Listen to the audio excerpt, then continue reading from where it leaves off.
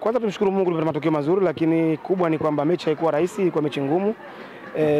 Tumeanza mechi yetu tukicheza na madefender watatu, kujaribu kuongeza nguvu mapana ya kiwanja, lakini pia kuwa na washambuliaji wawili juu. Lengo lilikuwa ni kutafuta magoli mengi. Kwa bahati mbaya hatukufanikiwa. Kwa nini hatukufanikiwa?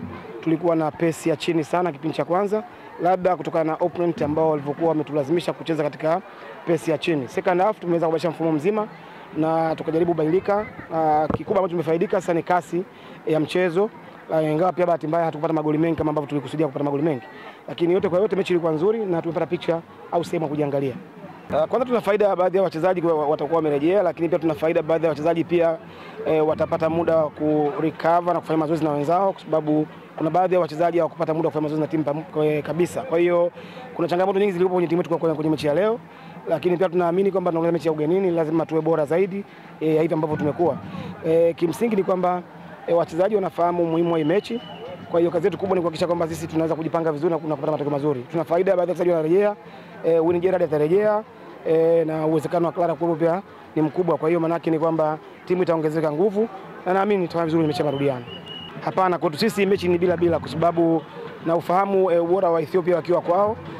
Hata raundi hiyo wameingia kwa kufungwa mchezo wao wa ugenini na wakabadilisha matokeo nyumbani kwao. Ni wazuri wako nyumbani kwao kubadilisha matokeo. Kwa hiyo kazi yetu sisi ni kuhakikisha kwamba tutapata goli la ugenini, lakini pia tutakuwa wazuri kwenye kudefend. Ni mahodari mno kutengeneza fouls, wanaweza kuzitengeneza na ni mahodari pia kuzitumia. Kwa hiyo tuna kazi kubwa sana ya kufanya kuhakikisha kwamba tunaweza kujizuia vizuri, lakini pia kupata goli kwenye uwanja wa nyumbani. Kauli yako kwa Tanzania waliojitokeza leo kwa support Twiga Stars, lakini pia kauli yako mnapokuwa nje ya mipaka ya Tanzania kwa ajili ya kuwakilisha Tanzania kupitia. Kwa wale ambao wamekuja hapa wamefanya kazi kubwa. Nimeweza kuona tangu mwanzo wa mchezo mpaka mwisho wakiwa wana support timu yetu na tumefanya vizuri. Tukiwa nje kikubwa kwao ni dua sasa kuhakikisha kwamba wanatuombea kwa Mungu ili yale mambo yote ya kiufundi na mbinu yaweze kuwa mazuri kwa upande wetu. Shukrani. Asante sana.